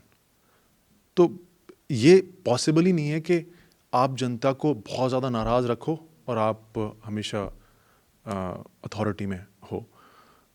तो अल्टीमेटली तो देखो जनता की ही पावर है। सर जनता को आपके देश में, हमारे देश में आपको लगता है सर जनता को फ्री की आदत डालनी चाहिए कि फ्री में बिजली ले लो, फ्री में खाना ले लो, फ्री में ये ले लो। एक मिडल मैन कह रहा है मैं इतनी मुश्किल से पैसे कमा रहा हूँ, टैक्स दे रहा हूँ, और ये लीडर लोग आते हैं फ्री में बांट रहे हैं। टैक्स मैं भी दे रहा हूँ, टैक्स आप भी दे रहे हो, पर मिडल मैन को तो कुछ भी नहीं मिल रहा। सारी फैसिलिटीज़ तो बिलो द मिडल लाइन मिल रही हैं। तो आपको नहीं लगता कि मिडिल क्लास के साथ धक्का हो रहा है? मिडिल क्लास के साथ में धक्का नहीं होगा अगर हॉस्पिटल्स, स्कूल्स वगैरह उस लेवल के होंगे कि मिडिल क्लास भी अपने बच्चों को वहाँ भेज सकें। गवर्नमेंट हॉस्पिटल में भी हम खुद इलाज करवाने के लिए जा सकें। तो पर हमारे साथ में धक्का नहीं ज़्यादातर होगा। स्कीम्स तो सारी सर गरीब लोगों के लिए। अच्छी बात है, मैं नहीं कह रहा कि नहीं होनी चाहिए, अच्छी बात है, पर हमारे देश में कैटेगरीज बंटी हुई हैं कि नीले कार्ड बने हुए हैं जी, जिनकी इनकम इतनी है वो नीले कार्ड ले लो, बिजली का बिल जी जिनके 200 यूनिट से कम आते हैं इनके ले लो। यार मिडिल मैन कहाँ जाएगा? अमीर तो अमीर है, उसको कोई फ़र्क नहीं पड़ता, पर जो हमारे जैसे मिडिल मैन है वो कहाँ जाएंगे? वो तो टैक्स भरती रह जाएंगे फिर। डेमोक्रेसी में प्रॉब्लम तो रहेगी हमेशा। जैसे अब दुबई में टैक्स नहीं है, अब वो रील्स बहुत वायरल होती है, हमने देखी है कि दुबई में income tax zero, road tax zero, ये टैक्स ज़ीरो, बस 5% वैट है उनका। तो फिर भी वो तरक्की इतना कर रहा है देश, क्योंकि हमारा दुबई देश। की पूरी इकॉनमी टूरिज्म के ऊपर डिपेंडेंट है। उनको वहाँ से और तेल से इतना पैसा आ रहा है कि उनको जनता से पैसे लेने की ज़रूरत नहीं है। पर तेल तो अगर चलो आप वहाँ पर दुबई को ख़त्म हो रहा है देखो, सर। हाँ? तेल तो ख़त्म हो रहा है वहाँ पर, 1% रह गया। लेकिन वो उस तेल की वजह से वो इतना डेवलप कर पाए कि अब वो इसके ऊपर सस्टेनेबली रह पा रहे हैं कि उनको टैक्स लेने की ज़रूरत नहीं है। अभी उनकी कंट्री में टूरिज्म इतना ज़्यादा है, अगर आप जितनी भी जहाँ कंट्रीज़ में कम टैक्सेशन लगता है वहाँ उनको देखोगे तो आप देखोगे वो सारी की सारी कंट्रीज़ वो हैं जहाँ पर टूरिज्म काफ़ी अच्छा है। वो खुद, आप एक फैमिली के बारे में सोचो ना, अगर फैमिली में पैसा है तो चाचा से पैसे लेने की ज़रूरत नहीं है। हाँ, आप ही बहुत है। हाँ, अल्टीमेटली तो देखो हमें, मैं सब बातें मानता हूँ, टैक्स रेट्स वगैरह ये सारी चीज़ें दिक्कत देती हैं, कम भी होनी चाहिए, लेकिन मिलकर ही हमें कुछ ना कुछ करना पड़ेगा। बिना जनता के कुछ नहीं हो सकता। लोग पहले बोलते थे कि अच्छे लोगों को राजनीति में आना पड़ेगा, अच्छे लोग भी आ गए राजनीति में, फिर भी कुछ अच्छा नहीं हो रहा है। कैसे अच्छा होगा? तो एक चीज़ आप देखो ज़रा, जब हम वोट देते हैं, क्योंकि मैं इलेक्शंस वगैरह कुछ मेरी फैमिली में हैं, पॉलिटिशियंस वगैरह, तो मैं बचपन से देख रहा हूँ इलेक्शंस को। जब भी कैंपेन का टाइम आता है ना, तो किस चीज़ के ऊपर कैंपेन हो रही होती है और जनता क्या डिमांड कर रही होती है। उस टाइम पर तो जाति के ऊपर वोट पड़ रहे होते हैं। नहीं नहीं, कुछ लोगों की भी गलतियां हैं सर, मैं मानता हूँ। अगर ये आज देश के हालात हैं तो सारा कसूर लीडर्स का नहीं है, हमारा भी है। उस टाइम पे हम क्यों नहीं पूछते कि तुमने कितने हॉस्पिटल्स जो हैं इसको ठीक क्यों नहीं करवाया, जाति के नाम ये पे जो आज भी गवर्नमेंट सर, स्कूल ठीक क्यों नहीं हुए। जाति के नाम पे आज भी सीट फाइनल होती है सर। वोट बैंक देखकर वो कैंडिडेट दिया जाता है कि इस एरिया में किसका प्रभाव ज़्यादा है, कौन सी जाति का प्रभाव ज़्यादा है। और जो वो तो हमारे देश की डेमोक्रेसी कह लो या धर्म इतने हैं हमारे कि हर बंदे को लगता है कि मेरे धर्म वाला बंदा ही सीएम बने, मेरे धर्म वाला ही पीएम बने। कोई ये बात ही नहीं करता कि यार एक अच्छा इंसान पीएम बने। उनको लगता है कि नहीं नहीं हमारा धर्म खतरे में है। वो कह हम रहा ये नहीं नहीं क्यों नहीं हमारा बोलते धर्म। कि ये जो टैक्स हम दे रहे हैं, उस टैक्स से जो सर्विसेज हमें मिल रही हैं वो कम है। इस बात के ऊपर अगर सारी जनता वोट दे दे तो फिर कोई अब ये मुश्किल है, लेकिन बहुत मुश्किल है सर। कंट्री की पॉपुलेशन इतनी ज़्यादा है, अगेन फिर वो वाला डिवाइड है। टैक्स पे जो कर रहे हैं वो थोड़े अलग लोग हैं और जो बाकी लोग हैं वो थोड़े अलग लोग हैं। बिल्कुल तो अब डेमोक्रेसी है, डेमोक्रेसी में मेजॉरिटी का रूल होता है। बिल्कुल। तो मेजॉरिटी डेमोक्रेसी की प्रॉब्लम है ये और रहेगी। लेकिन अब प्रॉब्लम क्या, इसका अल्टरनेटिव भी दिक्कत वाला है। आप कम्युनिज्म कर दोगे, आप जो तानाशाही चला दोगे अगर आप, तो उसकी अलग प्रॉब्लम्स हैं, नहीं वो तो चलेगी नहीं। है ना। आप चाइना वाला सिस्टम चला दोगे, उसकी अलग प्रॉब्लम्स हैं। तो हमारी जो टैक्स पेइंग जो ग्रुप है उसके पास सहूलियतें भी तो दूसरी टाइप की हैं जो कि डेमोक्रेसी में है। इवन दो उनका पैसा और कहीं डाइवर्ट हो रहा है और वो सारी चीज़ें हो रही हैं, लेकिन हम इस कंट्री में फ्रीली भी बोल पा रहे हैं। बिल्कुल। तो डेमोक्रेसी में ये दिक्कत है और रहेगी। अब इसी में ही हमें कुछ ना कुछ सॉल्यूशन निकालना है, मिलके निकालना है, कोशिश करना है, यही है। पॉपकॉर्न मंगवाएं सर, पॉपकॉर्न के ऊपर बहुत ट्रोल चल रहा है आजकल कि प्लेन पॉपकॉर्न के ऊपर कम टैक्स है, कैरमल के ऊपर ज़्यादा टैक्स है। तो पॉपकॉर्न के ऊपर टैक्स कैसे डिसाइड करती है सरकार? देखो, जब टैक्स लैब्स वगैरह बन रही होती हैं तो उस टाइम पर बहुत छोटी छोटी माइन्यूट चीज़ों में कभी कभी ध्यान, अब ये मेरा पर्सनल व्यू है कि छोटी छोटी माइन्यूट चीज़ों में कभी कभी ध्यान हट जाता होगा। जैसे जब ये डिसाइड हुआ होगा कि ऐसा ऐसा कर देते हैं, तब किसी के दिमाग में नहीं आया होगा कि इससे इतना ज़्यादा इशू बन सकता है। बल्कि लोगों के लिए मेरे हिसाब से ये इंपॉर्टेंट होगा भी नहीं। लोगों के लिए इंपॉर्टेंट ये है कि ट्रोल है सर, मेरे ट्रोलिंग टैक्स है का सर। पैसा जो मैं दे रहा हूँ उससे मुझे सर्विसेज क्यों नहीं मिल रही, या फिर जो मेरा इतना ज़्यादा टैक्स क्यों लग रहा है। लोगों को उससे प्रॉब्लम है। लोगों को पॉपकॉर्न, कैरामल वगैरह से उससे इतना इशू नहीं है। नहीं वो सर, एक ट्रिगर है। एक बाप गया ना सर, एक बाप गया पॉपकॉर्न लेने, तो बच्चे ने पसंद कर लिया प्लेन वाले, दूसरे बच्चे ने कर लिए कैरमल वाले। पॉपकॉर्न दोनों सेम है, एक का रेट ज़्यादा एक का कम है, तो प्रॉब्लम है ना। उससे बड़ी प्रॉब्लम दूसरी है। उससे बड़ी प्रॉब्लम ये है कि टैक्स देना पड़ रहा है। टैक्स देना पड़ रहा है, और टैक्स देकर भी हमें वो फैसिलिटीज़ नहीं मिल रही जब हम बाहर घूमने जाते हैं। मेरे को ना ये लोग बहुत बोलते हैं कि तुम हमेशा बाहर के साथ कंपेयर करते हो इंडिया को। यार मैंने कहा जो चीज़ें सीखने वाली हैं सीख लो, जो उनसे नहीं सीखने वाली वो छोड़ दो। जैसे वहाँ पे डिवोर्स रेट बहुत ज़्यादा है तो वो मत सीखो उनसे, पर जो अच्छी चीज़ें वो तो ग्रैब करो ना। क्योंकि देखो sir, at the end of the day ना मैंने देश छोड़ के जाना ना आपने जाना। अगर हम घर की बातें डिस्कस नहीं करेंगे या इसका सोल्यूशन नहीं निकालेंगे तो फिर एक अच्छा समाज हमारे लिए ना बने, आने वाली जनरेशन के लिए बन जाए। और कुछ अच्छी चीज़ें बाहर की ऐसी हैं जिसके लिए हमें डेवलप्ड होने की ज़रूरत भी नहीं है। 100%। मान लो कि अगर साफ़ सफाई रखनी है बाहर की रोडों पे या फिर आसपास साफ़ सफाई रहती है, उसके लिए हमें बहुत ज़्यादा देश में पैसा कमाने की ज़रूरत नहीं है, देश को डेवलप्ड बनाने की ज़रूरत नहीं है। 100%। वो हम अभी कर सकते हैं। ईमानदारी सर, सबसे बड़ी ईमानदारी। ईमानदारी के लिए कौन सी डेवलपमेंट चाहिए, वो तो दिमाग की डेवलपमेंट चाहिए। हाँ, एक्चुअली हमारे लोगों का भी कसूर है ना कि सिर्फ वो दूसरों की कमियां पे डिस्कस करने के लिए बैठे हैं, अपनी नहीं देखेंगे कि सर हाँ मैं टैक्स भर के देखता हूँ एक बार सारी इनकम का, फिर देखता हूँ होना चाहे कुछ नहीं है फिर भी भर के देखता हूँ। अगर हम थोड़ा सा ये भी चेंज ले आए ना कि इन जनरल सोसाइटी के अंदर ये आइडिया पड़ जाए कि यार मैं तो उसको वोट दूंगा जो काम करेगा, ना जाति के आधार पे, ना मेरा FIR कहीं हो रखी है वो कौन बचा लेगा, पर्सनल उसको छोड़ते हुए जो काम करेगा, डेवलपमेंट के काम करेगा, मैं उसको वोट दूंगा, तो बहुत बड़ा चेंज आ सकता है। सर GST आने के बाद आपको क्या लगता है कि देश की इनकम बढ़ी है? देश की इनकम बढ़ी है। बढ़ी है GST आने के बाद। फ़ायदा क्या क्या हुआ GST आने के बाद? सरकार को सरकार को रेवेन्यू बढ़ा है। प्लस कंप्लायंस बहुत ज़्यादा स्ट्रिक्ट हो गई है, तो टेक्नोलॉजिकली भी और स्ट्रक्चर इतना चेंज हुआ है कि लोगों उससे बचना थोड़ा मुश्किल हो गया। टैक्स चोरी नहीं हो पा रही है। बिल्कुल स्ट्रिक्ट हो गए रूल्स। अभी आपने देखा होगा, अभी टैक्स के लिए जो इतना नाखुश लोग, पता है क्यों है? क्योंकि पहले टैक्स से बच सकते थे, अब थोड़ा टैक्स से बचना भी मुश्किल हो रहा है, अब टैक्स देना पड़ रहा है। पहले भी यही रूल्स थे, लेकिन अब स्ट्रक्चरल चेंजेस की वजह से देना पड़ रहा है, नोटिस ज़्यादा आ रहे हैं, तो वो भी एक इशू है। वो बात होगी ना कि घर पे बेटा निकालता रहा रीजंस कि घर पे कुंडी कैसे मारनी है पैसों की, और बाप स्क्रू करता रहा ना, तो सरकार स्क्रू कर रही है कि कहाँ से निकलोगे भाई। जहाँ से पता लगता है उनको कि यहाँ से लोग निकल रहे हैं टैक्स रिबेट लेके या टैक्स चोरी करके, तो वो बंद कर देते हैं। वो बंद कर देते हैं। अच्छी बात है सर। सर रियल लाइफ में जैसे ये थ्रिलिंग होती है मूवीज़ में, थ्रिलिंग रेड्स होती हैं ना कि फिल्म में आ गए ये अक्षय कुमार जी जा रहे हैं तो ऐसे हो रहा है, तो असली में भी ऐसी होती हैं? क्या फ़र्क है फिल्मों और असली रेडों में? फिल्मों में उसका एक पार्ट दिखाते हैं, फिल्मों में उसका 10% दिखा दिया।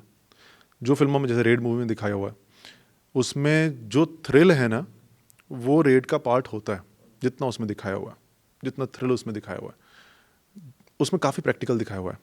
थ्रिलिंग लग रहा है उतना पार्ट रेड का होता है, लेकिन वो होता है इनिशियल वाला पार्ट। अब मान लो कि जो लोग इसकी तैयारी कर रहे हैं इनकम टैक्स इंस्पेक्टर बनने की, तो आप जाओगे, आपको पता नहीं होगा आपको कहाँ जाना है, या फिर आप प्लान कर रहे होगे, वो भी आपको अच्छा लगेगा, पूरी चीज़ आपको थ्रिलिंग लगेगी। आप फिर जाते हो, आप एंट्री करते हो, वो भी आपको थ्रिलिंग लगेगा, even though you have to be professional. आप एंट्री करते हो, जो रेड मूवी में दिखाया हुआ है वैसा सा ही होता है। अब आप अंदर आ गए, उसके बाद में आपको यहाँ पर इस जगह पर 3 दिन निकालने हैं, 4 दिन निकालने हैं। और रेड मूवी में उस टाइप का कुछ नहीं दिखाते ना, हर टाइम कुछ ना कुछ ढूंढ रहे हैं, कुछ मिल रहा है, यहाँ गोली मार दी तो वहाँ से पैसा गिर गया, ऐसा नहीं है ना।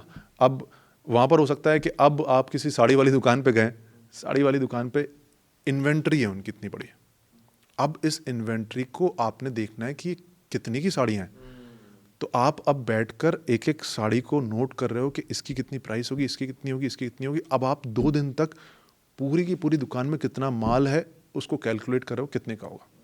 This is not thrilling. बिल्कुल काम है ये ये कैमरे नहीं चल रहे कोई। हाँ, तो खाने के लिए सिर्फ वो फिर दुकान वाले मंगाते हैं कि इनकम टैक्स ऑफिसर्स आप लेके आते हैं? ऐसा होता है कि हमारा खाने का बाहर से रहता है, तो कुछ पर्टिकुलर रेस्टोरेंट्स वगैरह होते हैं, उनसे हमारा खाना फिक्स रहता है। और जैसे मान लो कि अम्बाला में गए हम, तो अम्बाला में वहाँ के आसपास के रेस्टोरेंट से कांटेक्ट कर लेते हैं और वो हमें पैकेट दे जाते हैं। तो वो पैसे सरकार देती है? हाँ, वो पैसे सरकार देती है कि रेड वाला? नहीं नहीं, वो रेड वाला नहीं देता है, हमारा तो फिक्स्ड है।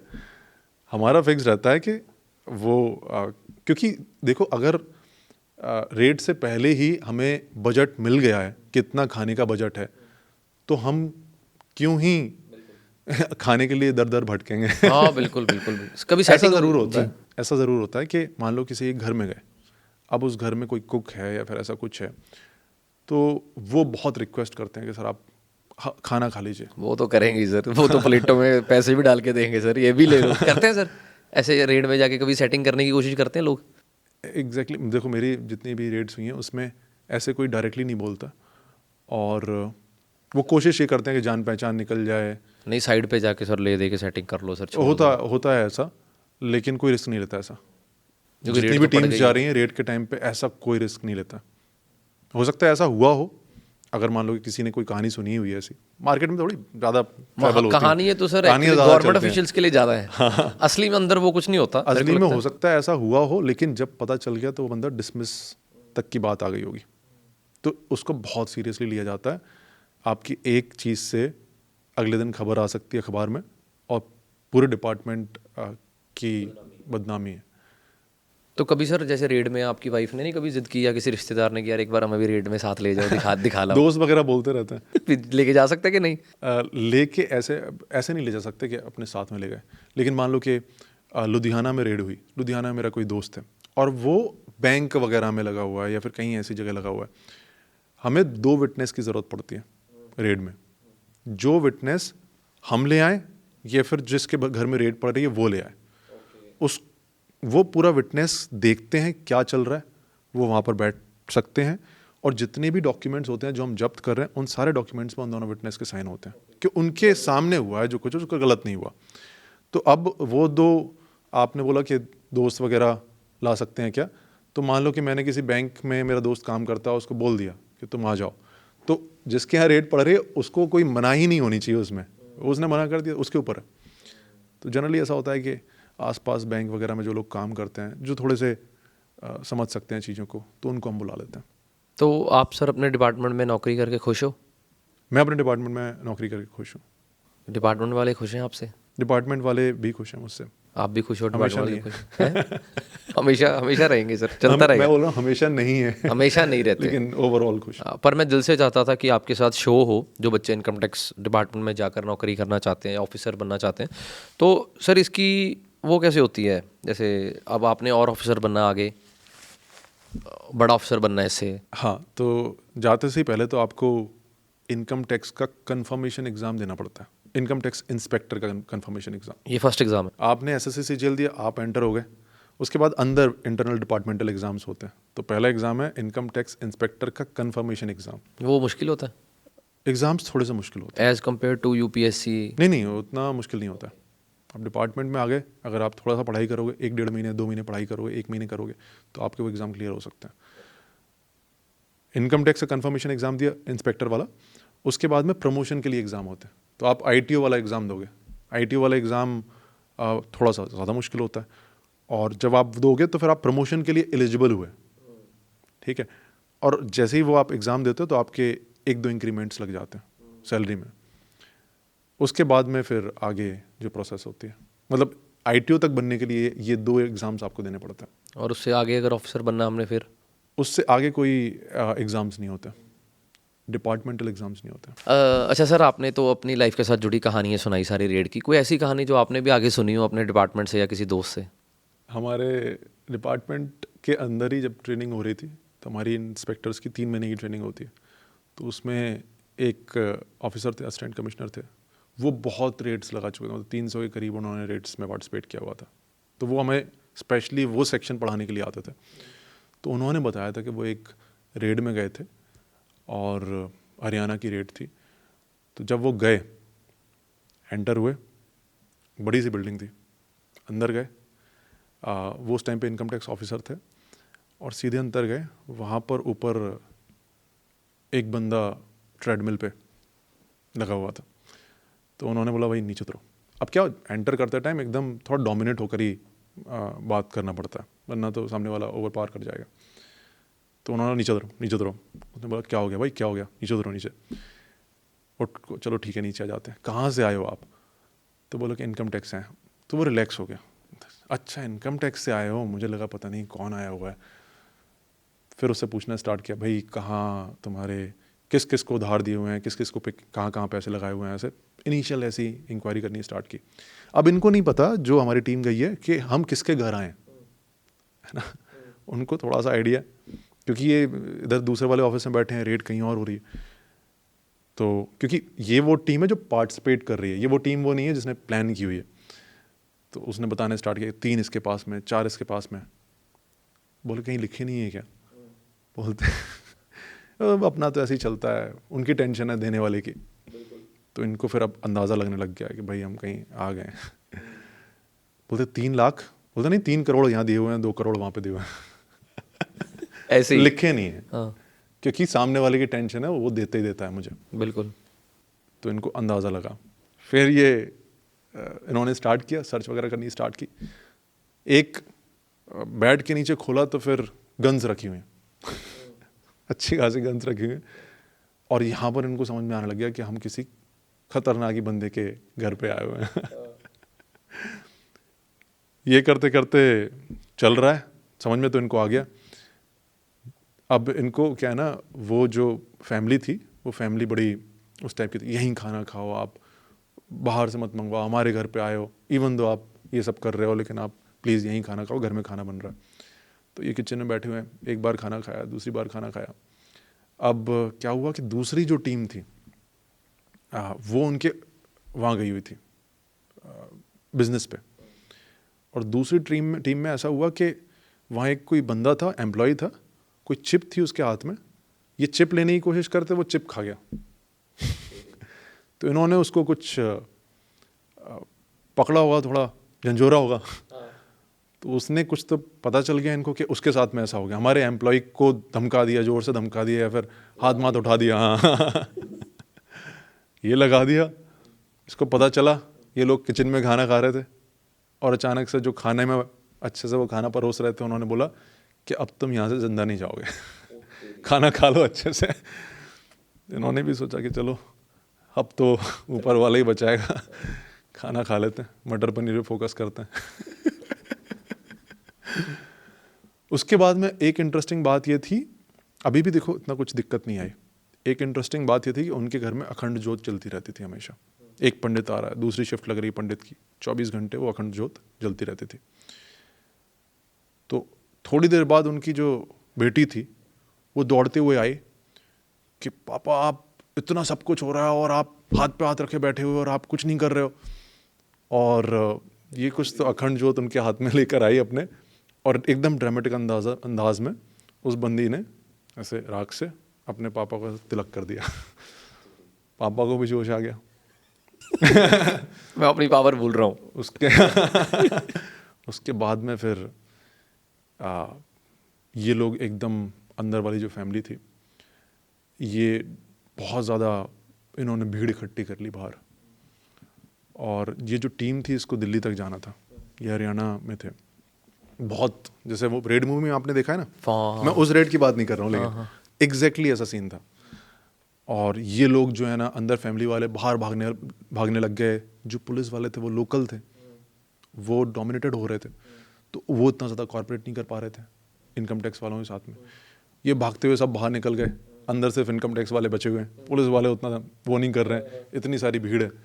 फिर किसी तरीके से दिल्ली में मतलब जो टॉप के पुलिस ऑफिशियल होते हैं, फिर उनसे कांटेक्ट किया, उन्होंने फिर यहाँ लोकल पुलिस वालों को धमकाया। फिर जो हमारे साथ में कई बार ना CISF वाले भी जाते हैं, वो भी इसमें इन्वॉल्व हुए। जब वो भी आए फिर थोड़ा सा जज्बा वापस आया। जलवा फिर दिखा। फिर जितना जो सामान हो सकता था घर में वो सारा का सारा समेटा, भरा और रवाना हुए दिल्ली के लिए। और रास्ते में इतना डर का माहौल था कि अब कुछ भी हो सकता है, लेकिन वो जो बंदा बैठा हुआ था वो गन लेके एकदम ऐसे बैठा हुआ था, उसने बोला कि सर मैं बैठा हुआ, उसके सहारे किस तरह से वो दिल्ली पहुंचे।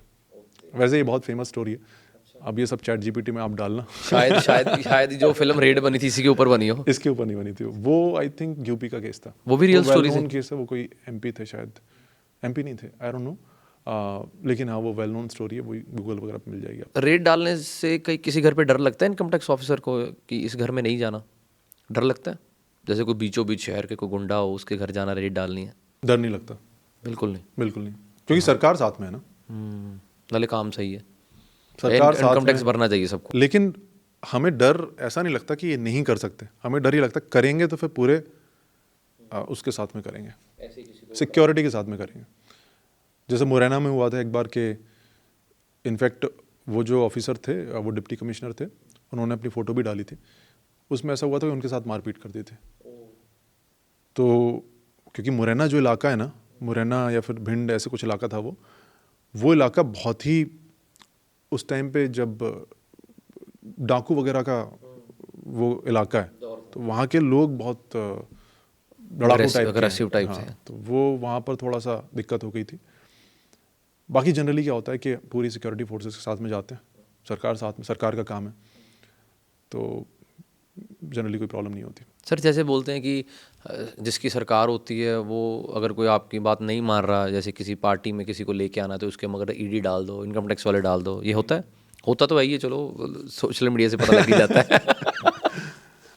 कैसे कैसे बचकने सवाल मैं पूछ लेता हूँ कि पर डिपार्टमेंट मना भी नहीं कर सकता सर। वैसे सवाल है कि डिपार्टमेंट कई बार किसी के ऊपर नाजायज़ प्रेशर करने की मना कर सकता है कि मैं नहीं कर सकता ये काम, या सारे बंदे कोई ना कोई गलत तो है ही है। इनकम टैक्स सारी दुनिया तो 100% भर नहीं रही, सबका लूपहोल एक तो है ही है कि इसको इधर से टाइट कर लो। ये ऐसा नहीं होता कि किसी ने फ़ोन किया और हो गया, सब रिटर्न ऑर्डर्स में होता है। अब रिटर्न ऑर्डर अगर आपके पास में आ गया तो आप मना कैसे कर सकते हो? आप अगर नौकरी करने के लिए आए हो तो आपने चूज़ किया है कि मैं इस लॉ के हिसाब से चलूँगा। अब उस लॉ में लिखा हुआ है कि आपके पास में ये ऑर्डर आएगा तो आपको एक्ट करना है, अगर आप एक्ट नहीं करोगे तो आप गलत कर रहे हो, या तो फिर आप नौकरी छोड़ दो, मत करो, या फिर आप सॉफ्ट तरीके से कोशिश कर सकते हो कि यार ये काम मैं नहीं कर सकता। तो कभी इनकम टैक्स डिपार्टमेंट को थ्रेट आती है कि यार अगर तूने यहाँ रेड की तो देख लेना, या यहाँ क्यों की, ऐसा कुछ होता है? एग्जैक्टली ऐसा नहीं होता। मेरे साथ में एक बार ऐसा हुआ था कि मुझे भेजा गया था, क्या होता है कभी कभी हम नोटिस भेजते हैं कि आपकी इतनी डिमांड खड़ी हुई है और आप उसको पे नहीं कर रहे हो, तो वो नोटिस के लिए हमारा एक बंदा होता है, जैसे बोलते हैं नोटिस सर्वर, वो देता है। कई बार ऐसा होता है, अब वो नोटिस डिलीवर होना ज़रूरी है, क्योंकि बंदा बाद में जाके कोर्ट में बोल देगा कि यार नोटिस तो मुझे मिला ही नहीं, इन्होंने नोटिस दिया ही नहीं मुझे। तो हम मेक श्योर करते हैं नोटिस डिलीवर हो जाए, ईमेल से भेजते हैं, हर तरीके से भेजते हैं। अब वो नोटिस वो बंदा लेने से मना कर रहा था, तो फिर इन केस इस ऐसे केसेस में इंस्पेक्टर्स चले जाते हैं, क्योंकि अब नोटिस सर्वर उतना ज़्यादा पढ़ा लिखा नहीं है, तो वो उस तरह से हो सकता है कन्विंसिंग पावर ना हो उसकी, उस तरह से वो लॉ नहीं समझा सकता। तो मैं एक बार गया था चंडीगढ़ में, नोटिस सर्व करना था, मैं बैठा हुआ हूँ आराम से, उस बंदे को नोटिस दिया मैंने कि देखो भाई ऐसा ऐसा है, अब उसमें रिसीट तो लेनी पड़ती है, यहाँ साइन कर दो। तो उसने साइन तो कर दिए, लेकिन उसने ये बोला कि देखो मेरे सामने जो अभी बैठा हुआ है, मैं ये कहूँगा कि वो एक आतंकवादी है। मैंने थोड़ा इधर उधर देखा, मैंने कि मेरे बारे में बात कर रहे हैं क्योंकि मेरे साथ में पहले कभी ऐसा नहीं हुआ था। मैंने देखा कि चलो गेट दरवाज़ा जो है खुला हुआ है। हाँ, मजाक कर रहा हूँ, लेकिन मैंने फिर ऐसे केसेस में अब इंस्पेक्टर का रोल इम्पॉर्टेंट है, उसे उस तरह से हैंडल करना पड़ता है। अच्छा लगा सर आपसे बातचीत करके, और हमें इनकम टैक्स डिपार्टमेंट के बारे में और बहुत सी बातें पता लगी। पर मैं जल्द से चाहता हूँ कि आप एक हमारे शो पे भी आएँ, एक टॉक शो करियर विद अनमोल, जिसमें जो बच्चे इस फील्ड में जाना चाहते हैं या और इंटरेस्टिंग बातें स्वाद के साथ पूछना चाहते हैं जो शायद मेरे से ना पूछी गई हों, तो वो हमारे शो पे आएँ और आप भी आएँ। ज़रूर ज़रूर, मैं definitely I love to come. पहले हमारा प्लान इस शो का ही था, तो मैं ऑडियंस को बताना चाहता हूँ कि इस देश में या कह लो कि ओवरऑल समाज में ना, जो कंटेंट है, अच्छा कंटेंट को वायरल करना भी बहुत बड़ा टास्क है, बहुत बड़ा टास्क है। क्योंकि हमारा भी ये कारोबार है, काम है। पर काम में जब आप एथिक्स छोड़ते हो ना अपने, फिर वो कमाई का मज़ा नहीं है। एथिक्स रखते हुए काम करना है मेरे को, कि अच्छा कंटेंट भी देना है और पॉडकास्टर भी नंबर 1 चलना है। ये दोनों चीज़ें इकट्ठी चलानी मुश्किल है। मेरे साथ में हुआ ना ऐसा, इनकम टैक्स खेलने का आज मेरा पहला दिन। एथिक्स ये थे कि एस्पायरेंट्स को पता चले कि इंस्पेक्टर की क्या जॉब प्रोफाइल होती है। लेकिन जब मैं बोल रहा हूँ इनकम टैक्स खेलने का आज मेरा पहला दिन, तो बहुत सारे लोग जो इनकम टैक्स डिपार्टमेंट से हैं, के डिपार्टमेंट से हैं या फिर बाहर के लोग हैं जो कि जिनको अच्छा नहीं लगता इनकम टैक्स डिपार्टमेंट, उनको लगेगा ये क्या चल रहा है। एक्चुअली उनका कोई हादसा जुड़ा है ना इनकम टैक्स के साथ, उनको टैक्स देना पड़ रहा सताए है। हुए हैं, तो उनको फिर ये चीज़ बुरी लग सकती है। तो वही है, एंगेजिंग के साथ में, मजाक के साथ में आप बात समझानी है हमने तो सर, एग्जैक्टली जो बात पहुंचानी है। अब हमें एनजीओ चलाने के लिए भी लोगों को अपनी तरफ ध्यान उनका आकर्षित करने के लिए बड़ा कुछ करना पड़ता है, कि यार एटलीस्ट हमारी सुनो तो सी। सुनोगे तभी पता लगेगा कि यार ये जो बोल रहा है ये लॉजिकल है या इलॉजिकल है, काम का है या नहीं है। पर वो अपनी तरफ ध्यान लाने के लिए तो बड़ा कुछ करना पड़ता है। सीधी बात आप बोलोगे तो नहीं सुनेंगे। अब आप ऐसे वीडियो बनाओ, नमस्कार दोस्तों मैं इनकम टैक्स ऑफिसर, तो मुझे लगता है हमारे घर वाले नहीं देखेंगे, क्या बोरिंग है यार।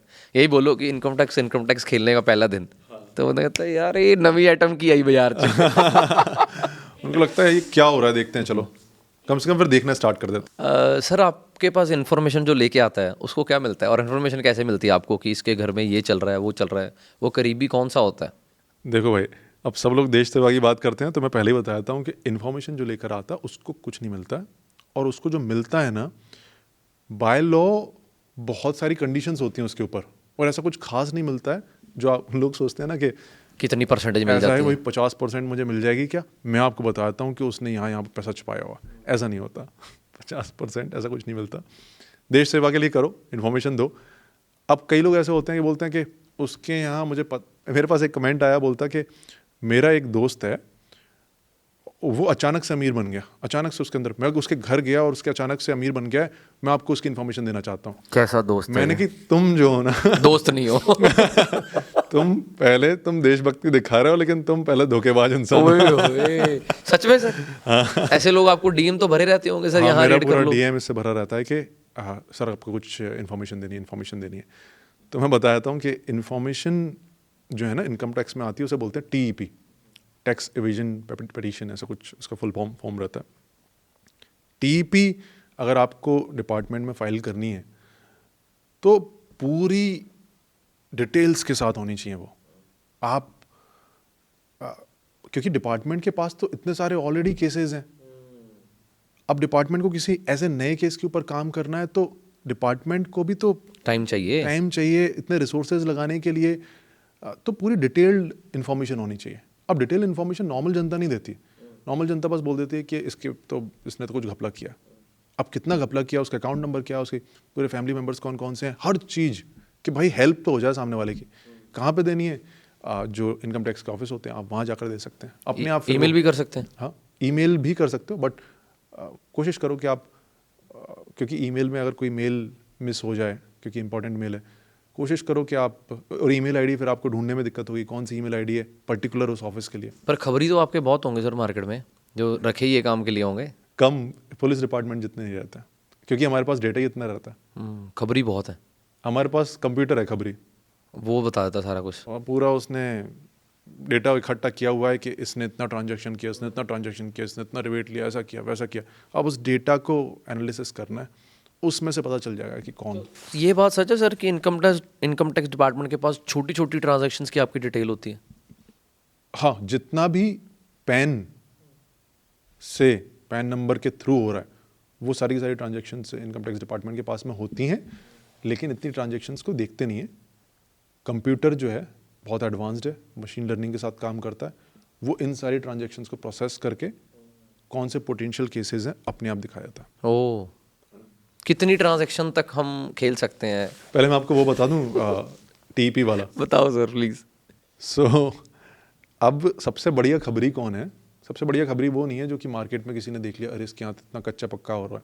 सबसे बढ़िया खबरी वो है जो कि किसी की एक्स वाइफ है, अपने पति को फंसाना चाहती है, होती हैं किसी ऐसी? का सीए है। होते हैं ऐसी? बिल्कुल ऐसे होते हैं। इनफैक्ट जब मैंने डिपार्टमेंट ज्वाइन किया था तो ऐसे ही केसेस होते हैं। अब मान लो कि आपकी शादी हुई, बढ़िया चल रही है शादी, अब डिवोर्स की बात आ गई। अब डिवोर्स में क्या होगा, आप बोलोगे कि मैं तो इतना कमाता ही नहीं हूँ, मैं कहाँ से इसको एलिमनी दे दूँ, मेरे पास तो इतना पैसा ही नहीं है ना।